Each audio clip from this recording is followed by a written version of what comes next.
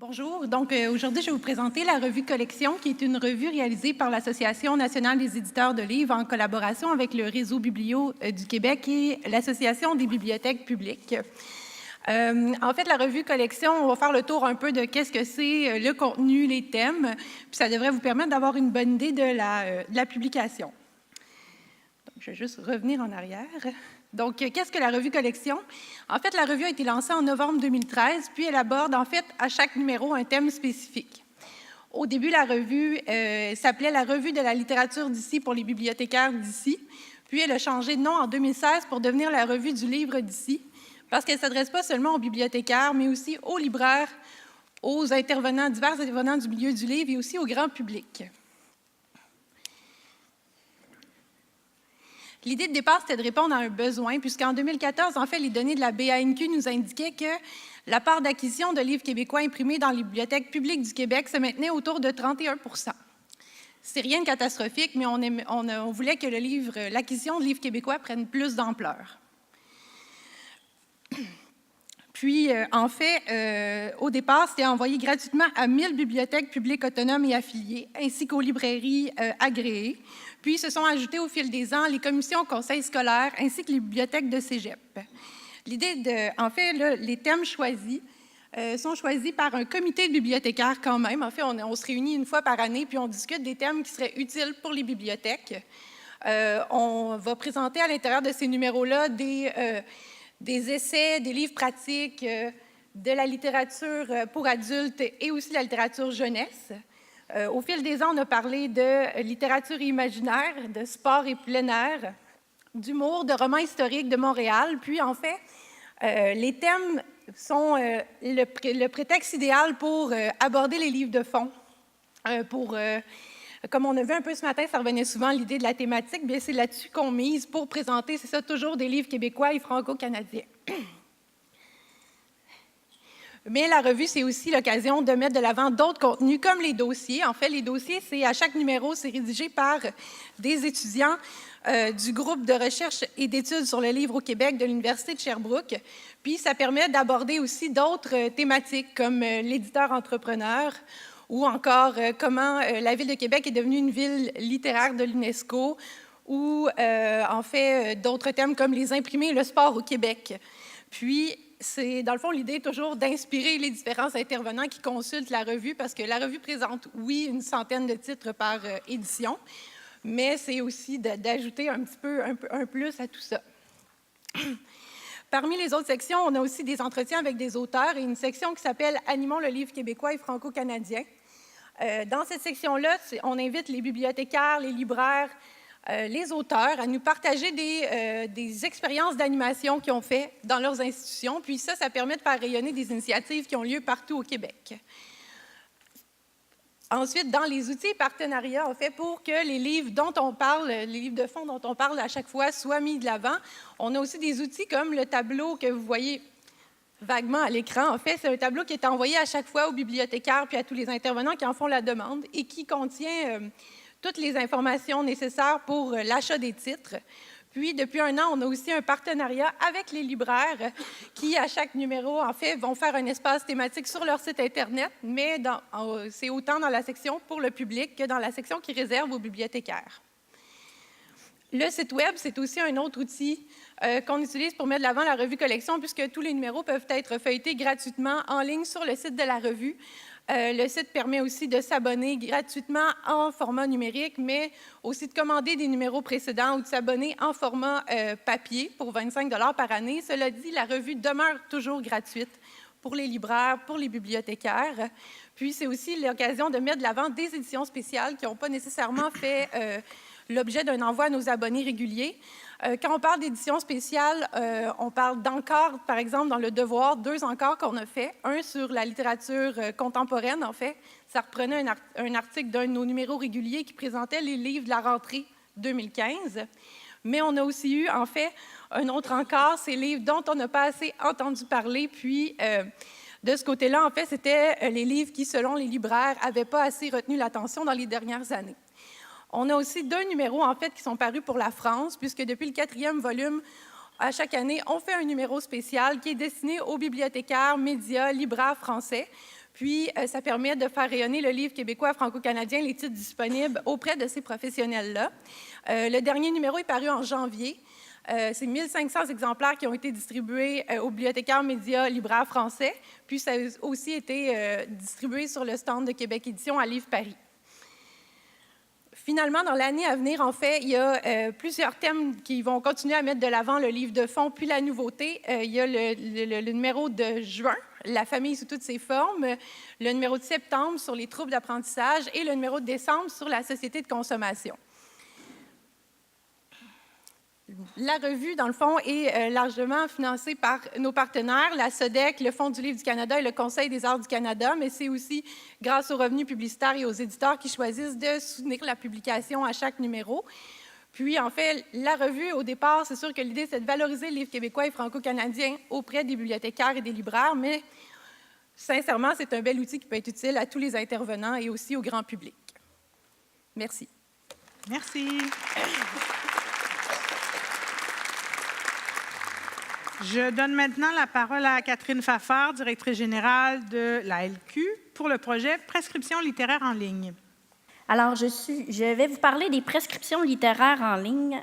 Si vous n'en avez pas entendu parler, c'est normal puisque ça sera lancé bientôt. Ce n'est toujours pas actif. Alors, c'est un projet qui s'inscrit dans le cadre de la mise en œuvre du plan d'action sur le livre du ministère de la Culture, la mesure 6, qui voulait développer des projets avant-gardistes et innovants pour augmenter l'offre numérique des librairies agréées. L'origine du projet, j'ai été trop vite. L'origine du projet, c'est les prescriptions littéraires qu'on fait depuis 5 ans, la LQ, dans les grands salons du livre au Québec, l'Outaouais, Québec, Montréal, l'Estrie et très prochainement Trois-Rivières. Donc, ça consiste vraiment à mettre les libraires au service des visiteurs du salon, d'écouter leurs besoins, qu'est-ce qu'ils cherchent comme livre et leur faire une suggestion de lecture, un peu ce qu'ils font au quotidien dans leur librairie. Alors, à l'heure actuelle, il y a 28 libraires qui veulent prendre part au projet. Je dis pour le moment parce que quand l'application sera lancée, je suis pas mal certaine que d'autres voudront se joindre. Et ces 28 libraires sont en provenance de 11 régions différentes que vous voyez à l'écran et que je vais m'épargner l'énumération. Donc, nous avons une bonne couverture quand même pour toute la province. Pour débuter, je le précise, le service ne sera pas ouvert en tout temps 365 jours. Les libraires sont déjà très occupés et comme on le disait ce matin, il manque de temps. Le but, ce n'est pas de leur rajouter en plus cette tâche-là. Donc, on va le relier à certains événements du calendrier, par exemple la fête des mères, des lectures estivales, ça pourrait être la Saint-Valentin, mais le but, c'est vraiment de l'ouvrir quelques jours pour ensuite le refermer et le remettre de l'avant plus tard dans l'année. Parce que ce sont de véritables humains qui vont conseiller et non pas des robots. À quoi ça ressemble? Sur le site de l'AIQ, présentement, vous avez un bandeau pour demander la prescription. Actuellement, il y a la description du projet, un peu ce que je viens de vous dire. Donc, ce ne sont pas des machines. On dit aux gens, ce n'est pas un jeu non plus, puisqu'il y a un libraire qui est bien attentionné derrière ça. Mais on s'engage dans un délai raisonnable, selon l'achalandage en librairie, à revenir en 24-72 heures. La personne doit remplir un formulaire avec des champs qui ne sont pas toujours obligatoires, donc s'identifier. Ensuite, elle peut choisir la librairie qu'elle souhaite parmi la liste des librairies participantes. Parce que ce n'est pas dit que quelqu'un qui habite dans Huntsic, comme c'est mon cas, veut nécessairement prendre la librairie à côté. Je pourrais vouloir choisir près de mon travail ou dans la Naudière, d'où je suis originaire. Il est aussi possible de rentrer son code postal et de choisir de se faire imposer la librairie la plus près de chez soi. Ensuite, on demande est-ce que la prescription est pour vous-même ou est-ce qu'elle est pour votre mère, votre enfant, etc. Quel âge avez-vous? Quel genre êtes-vous? Et tout ça n'est pas obligatoire, mais plus on en dit au libraire, mieux il peut vous conseiller. Est-ce que vous cherchez un genre littéraire en particulier? Est-ce que vous voulez que la suggestion soit un livre québécois? Ça, c'est obligatoire. Nommez vos 3 dernières lectures marquantes. C'est souvent la question qu'un libraire pose à quelqu'un qui cherche quelque chose en librairie. Ensuite, nommez les lectures que vous avez le moins appréciées. Est-ce que vous avez un auteur fétiche? Et tout autre commentaire qui pourrait aider le libraire à vous conseiller. Alors, une fois que la personne pèse sur le bouton fuchsia, le libraire reçoit dans son courriel une alerte qui lui dit qu'il y a une demande de prescription qui est arrivée. Et du côté de l'Association des libraires, ça génère un grand tableau de bord où je pourrais suivre, ou un membre de mon équipe, toutes les demandes et donc affecter potentiellement la demande à un autre libraire si le libraire met trop de temps à y répondre ou que la demande est tellement précise que le libraire n'est peut-être pas spécialisé, puis on l'envoie à un autre libraire. Pendant ce temps-là, moi qui, par exemple, aurais fait une demande de prescription, je reçois dans ma boîte courriel un élément qui est comme celui-là. « Votre prescription littéraire est arrivée. Bonjour Catherine. » Et là, pour les besoins de la cause, je vous ai fait des captures d'écran de tout le reste du courriel. Mais normalement, tout ça défile, évidemment. Alors, ma prescription, je l'ai reçue de Chantal Fontaine, libraire à la librairie moderne à Saint-Jean-sur-Richelieu. À ça s'ajoute une petite biographie pour la présenter, parce que le but de l'opération, c'est aussi d'humaniser le service conseil. Et ensuite, Chantal me dit pourquoi elle s'apprête à me suggérer les livres qu'elle me suggère. Donc, il y a une petite description que le libraire rentre dans l'application. Et à ce moment-là, ça génère aussi les titres des livres. Et à chaque fois, il y a le bouton « Acheter » qui mène sur le site leslibraires.ca. Au bas du courriel, les coordonnées de la librairie et pourrait s'ajouter à ça un concours éventuellement. Il me reste 2 secondes. Potentiel futur. Grâce au tableau de bord, on voit tout ce qui est demandé, tout ce qui est suggéré. Il y a des croisements possibles qui sont possibles de faire. Donc, utiliser l'intelligence artificielle, mais avec l'intelligence non artificielle des libraires. Lancement, printemps 2019. Merci. Merci, Catherine.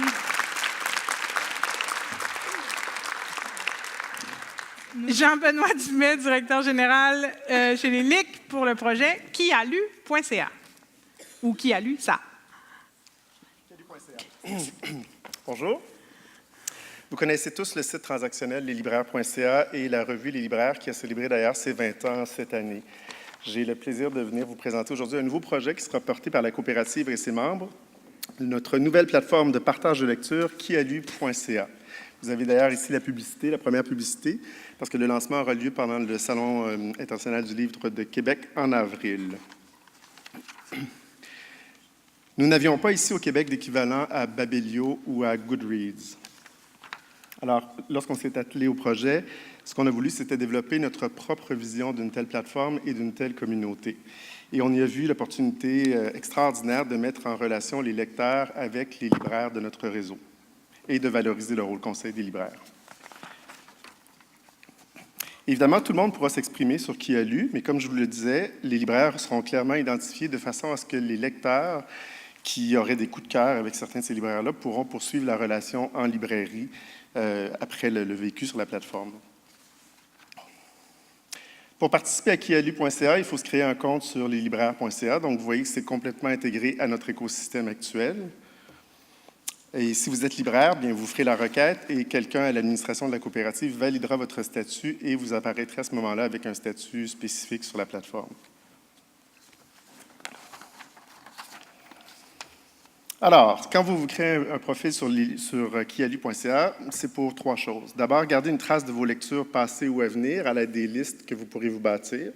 Vous pourrez démarrer ou rejoindre une conversation autour d'un livre en formulant un commentaire, ou vous pourrez tout simplement exprimer le fait que vous appréciez un livre ou lui donner une note sur 5 étoiles. Dans mon compte, je peux également documenter mes intérêts littéraires, ce qui servira dans le futur à des recommandations, soit par infolettre ou d'autres moyens. C'est dans les étapes futures du développement de la plateforme. C'est ce qui est très, je dirais, c'est le plaisir qu'on a présentement. Je vous parle de la version 1 de la plateforme aujourd'hui. Mais comme équipe, avec nos développeurs, on est très excités de tout ce qui sera possible de faire dans les années à venir aussi autour du projet. Le moteur de recherche de Kialu vous permet de chercher dans les 800 000 titres disponibles sur leslibraires.ca et il vous permet également de chercher les utilisateurs de la plateforme pour trouver vos amis ou vos parents. Lorsque vous tombez sur vos amis, vos parents ou un libraire que vous aimez beaucoup, vous pouvez creuser son profil, voir tous ses commentaires, toutes ses appréciations. Et c'est peut-être là que le jeu des affinités entrera en ligne de compte et que vous pourrez commencer à vous intéresser au travail de certains de nos libraires membres. Ça, c'était pour les listes. Ah, hop, je peux reculer comme ça. Évidemment, je parlais des appréciations, mais vous pouvez aussi suivre les listes de lecture des... Je dirais presque que c'est presque une stratégie d'influenceurs, donc des influenceurs que vous voulez suivre. Ça a commandé, évidemment, qu'on définisse la netiquette, les règles de conduite pour ces activités de commentaires qui auront lieu sur la plateforme, c'est bien certain, et de cette nouvelle communauté naissante. Ça a commandé aussi qu'on prévoit avec nos avocats des conditions d'utilisation conséquentes, parce que les utilisateurs de la plateforme vont devenir des créateurs de contenu, et ce sont des contenus sur lesquels ils nous accordent une licence.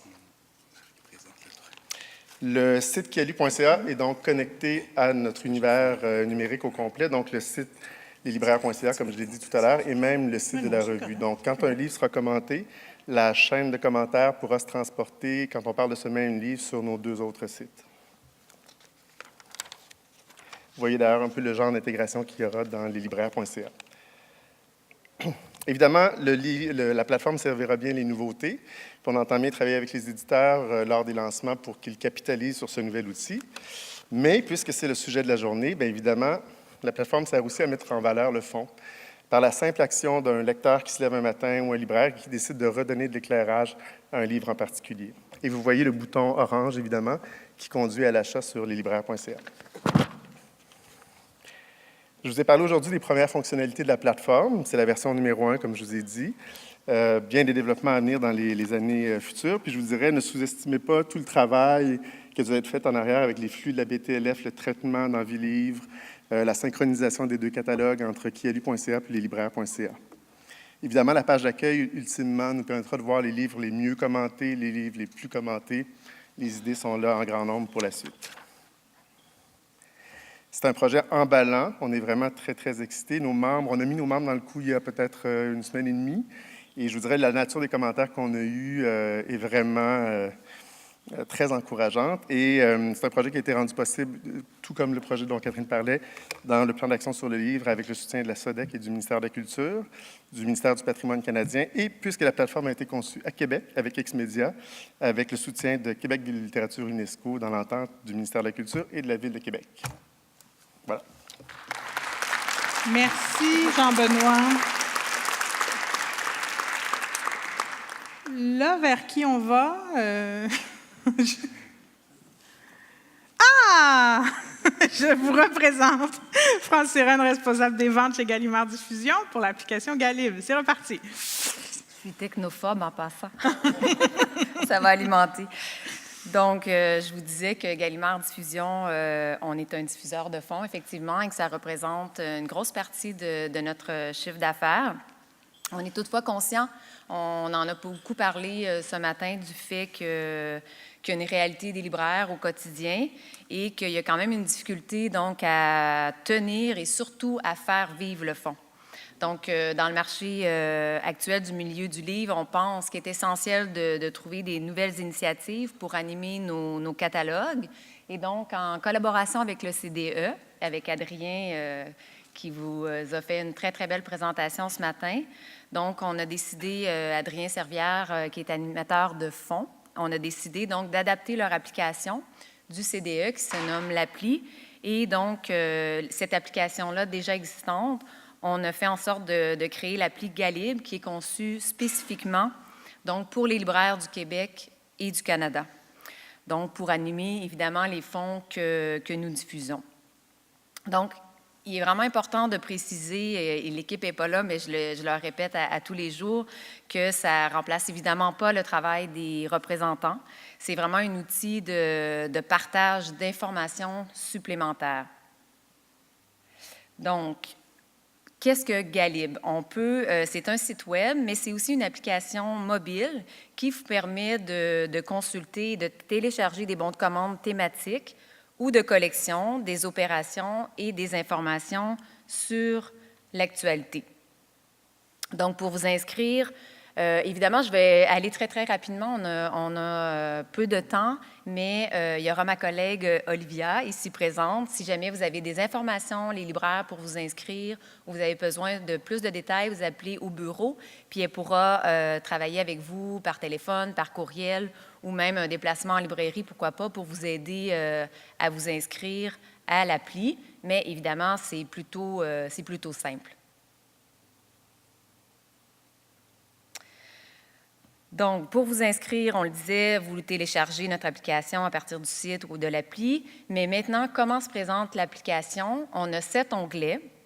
Donc, on a l'onglet « Opération », c'est tout petit, je crois, l'opération promotionnelle, les bons de commande, les meilleures ventes, actualité. Nous avons un bon fonds. Fabriquer votre opération, donc je trouve intéressant, ça jumelle un petit peu ce qu'on se disait ce matin. Oui, on peut préparer des bons de commande déjà faits, clés en main, mais évidemment, vous pouvez aussi fabriquer votre opération de manière plus personnalisée. Et le dernier onglet, c'est l'outil de recherche. Donc, comment ça se présente au niveau de chacune des fonctions? Ici, on est dans l'onglet « Opérations promotionnelles » et on est plus précisément dans les multi-éditeurs. Donc, sinon, on a aussi les bons de commande par éditeur québécois ou alors par éditeur européen. Donc, dans l'opération promotionnelle ici, par exemple, on s'est inspiré également d'une promo faite par le CDE, des femmes de caractère. On a jumelé à d'autres maisons. Et puis, le libraire en question, on va vous montrer après le type de bon de commande qu'on peut sortir de ce type d'opération promotionnelle. Évidemment, vous pouvez ensuite l'envoyer directement à votre représentant. Puis ce qui est important de préciser d'un point de vue technique, c'est que c'est cliquable et modifiable directement dans le bon de commande. Donc, voici à quoi ressemblent nos bons de commande. On essaie de mettre le plus de visuels possible sur la page couverture et ensuite le bon de commande que vous pouvez travailler directement, sur lequel vous pouvez travailler directement. Dans l'onglet « Bon de commande », tantôt on était dans les opérations, donc il y a ceux classés par thématique ou alors par collection, comme par exemple éducation à la sexualité, donc vraiment un bon de thématique pour la jeunesse, plus précisément. Puis c'est toujours la même chose, donc on peut cliquer ou modifier directement. Dans l'onglet « Actualité », donc, par exemple, on était dans l'actualité du prix des libraires du Québec jeunesse. Donc, vous avez accès à nos titres qui ont été lauréats ou alors la liste des finalistes au prix des libraires du Québec. Et puis, il y avait aussi la disparition, le décès de Tommy Ungurer. Donc, on proposait également un bon de commande. Dans l'onglet « Fabriquer votre opération », donc on disait tout à l'heure, ça peut être ouvert. On a ici Sabine Vespissard qui va vous présenter tout à l'heure plus précisément sur les livres de poche. Héliotrope, mémoire d'encrier. Donc, c'est toujours là, dans la même optique. Vous pouvez travailler directement dans le bon de commande pour fabriquer votre opération, par exemple, que ce soit plus précisément dans votre région. Bref, vous pouvez aussi être créatif de votre côté, mais je pense qu'un de nos mandats, c'est évidemment de pouvoir vous aider puis de vous faire des propositions concernant nos catalogues, l'actualité ou alors des opérations promotionnelles spontanées tout au long de l'année. Donc, ici, dans l'onglet, en fait, je termine par l'onglet de recherche. Par exemple, si on met le lièvre de Mars ou alors édito, il y aura tout ce qui concerne édito qui est cité dans l'application, qui va apparaître dans les bons de commande ou alors dans l'application, où est-ce qu'on cite édito ou alors lièvre de Mars ou FIDES, par exemple. Donc, c'est très, très rapide, mais comme je vous disais, vous pourrez voir auprès de ma collègue Olivia si vous voulez en savoir plus. Merci.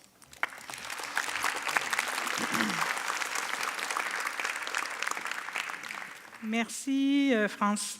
Je vais maintenant donner la parole à notre dernier intervenant, Marc Britan, qui est directeur de Canal M, la radio de Vue et Voix, et développement des affaires de Vue et Voix, qui va nous parler aujourd'hui du livre audio. Bonjour. Comme vous allez le voir, on va faire une présentation un peu moins formelle, vu que moi j'arrive du Salon de Paris et qu'on s'est coordonné cette nuit avec mon équipe. Je suis ici pour vous parler dans l'optique du développement du fonds, d'un nouveau format, qui n'est pas si nouveau, le livre audio.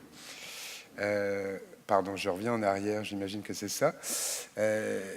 Moi, je viens du monde de la musique et de la production de disques, des grosses multinationales. Et quand des nouveaux formats sont arrivés, on a vu une revalorisation de notre fonds de production, des anciens artistes et autres. Et depuis Vues et Voix, depuis 1 an et demi, produit des livres audio, on va en reparler. Mais nous, on a une expérience à ce sujet qui est liée à un besoin qui est né il y a maintenant plus de 42 ans, notre vocation était de faire des livres audio pour les personnes non-voyantes et leur donner accès à la culture, à la littérature, pour ceux qui ne pouvaient pas y avoir accès via le papier. On a constaté, depuis l'avènement aux États-Unis, le boom du livre audio, tant aux États-Unis qu'en Europe, que ça pouvait être une véritable demande, un véritable nouveau marché pour de nouveaux types de lecteurs. J'essaie d'avancer. Mon équipe a mis de très jolies images que je découvre avec vous. En fait, concernant le livre audio, c'est une tradition qui, tant ici au Québec qu'à travers le monde, est vieille comme le monde. Le livre papier, en tant qu'accessibilité à la littérature pour tout le monde, est en fait assez récente. Ça date du 19e siècle. Je parle de l'accessibilité à tout le monde. Aujourd'hui, le livre audio peut être une façon réelle de valoriser notre fonds de catalogue. Nous, chez Vues et Voix, comme je vous le disais, ça fait 42 ans qu'on produit des livres audio. On s'amuse à dire qu'on est spécialiste du livre audio avant que le livre audio existe. Nous, on l'a fait pendant des années et des années. On a produit plus de 20 000 ouvrages en audio pour les personnes en situation de handicap. Étonnamment, sur le plan commercial, ça correspond aussi à un besoin réel. La population est vieillissante. Les gens ont de plus en plus de difficultés aussi avec la vue. Les gens vivent plus longtemps. Donc ce format peut permettre à des lecteurs de livres traditionnels, mais qui perdraient progressivement l'usage de la vue, de continuer à vivre leur passion et de découvrir de nouveaux ouvrages. J'essaie de suivre mon plan. Le livre audio au Québec a commencé, le premier à en avoir fait, c'est Alexandre Stanquet avec Coffragan, mais il s'agissait de livres condensés. Nous, on fait des livres dans leur intégralité. Comme je vous le disais, ce nouveau format peut être un vrai rebond du marché et donner accès à la littérature à des gens qui n'iraient pas. Par exemple, même tous les jeunes, les adolescents qui maintenant se baladent tous comme moi avec des écouteurs et lisent peu, peuvent progressivement et petit à petit s'intéresser à la littérature via le son. L'expérience du livre audio, beaucoup de gens disent oui, mais écouter un livre, c'est pas le lire. Nous, l'optique, et puis l'optique des producteurs de livres audio, je le vois à l'étranger, aux États-Unis, en Allemagne, en France, est d'essayer d'apporter un plus et de travailler très étroitement avec les éditeurs pour que la voix humaine soit un apport complémentaire de ressenti, d'émotion, pour nous ramener un peu aux histoires qu'on pouvait nous raconter quand on était jeune, les contes qu'on nous racontait avant d'aller se coucher. Il y a un plus possible. Maintenant, pour les acteurs que nous sommes de la chaîne audio, il est indispensable. Ici, au Québec, c'est un marché totalement balbutiant. Mais il faut comprendre qu'aux États-Unis, 1 livre sur 4 est édité en audio. En France, on est rendu à 12-13%, mais c'est une progression de 18%. Au marché au Salon du Livre à Londres, c'était le grand sujet. Et je crois que au Salon du Livre cette année, ça va être aussi un grand sujet de réflexion pour nous tous et pour toute la chaîne du livre. Pour le moment, ce marché est quasiment ridicule ici. Mais de l'expérience des autres pays, ce qu'on constate, c'est que plus l'offre est grande, plus la demande va être grande. Aujourd'hui, au Québec, il y a, je dirais, une 150aine d'ouvrages qui sont disponibles. Les éditeurs commencent... Nous, on a commencé avec l'appui de la presse, de HMH, de Guy Saint-Jean, à produire des livres depuis 1 an. Et je peux vous dire que l'impact sur le fond est considérable. Pour prendre un exemple, des ouvrages comme Louise Tremblay-Dessiambre, en quelques mois, tant au travers du réseau des bibliothèques que des réseaux, que des plateformes qui existent, on a pu vendre un peu plus de 500 ouvrages, qui est malgré tout, pour le moment, faible, mais quand même significatif. Le seul, et c'est un peu mon message aujourd'hui, c'est qu'il faut que nous tous, parce qu'en ce moment, les gens qui ont pris la place sur ce marché, c'est Amazon, Audible, Apple. Ne laissons pas ces plateformes étrangères prendre la place de ce nouveau format et essayons, nous travaillons étroitement avec Jean-Benoît à ce que la plateforme libraire.ca, et ce sera le cas dès le printemps, puisse donner accès à cette nouvelle offre. Il faut que Je vais vous demander de conclure. Pardon. Et il faut que les libraires, il faut que l'ensemble de la chaîne du livre puisse se mettre d'accord pour promouvoir ce nouveau format qui redonnerait vie à notre fonds. Voilà. Merci. Merci beaucoup. Merci, M. Brittan. Alors maintenant, je me tourne vers vous. Je ne sais pas si vous avez des questions ou des commentaires par rapport à ce qui vous a été présenté, sachant que ça peut aussi être des questions très techniques, là, parce qu'il y a certains projets, des nouveaux projets donc, qui impliquent des choses assez techniques.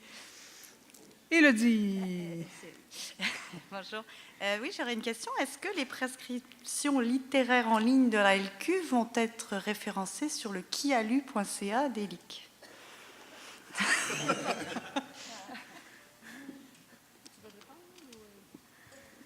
Alors, est-ce que ça fonctionne? Oui. Comme je l'ai montré, il y a une passerelle qui mène au site leslibraires.ca pour l'achat, qu'on encourage évidemment chez nos amis d'ELIC. Pour ce qui est des référencés, Jean-Benoît et moi, on pourra se parler parce que comme c'est 2 nouveaux projets, il faut les faire se parler éventuellement pour que tout ce qui est répertorié chez nous puisse être utilisé chez lui et peut-être vice-versa.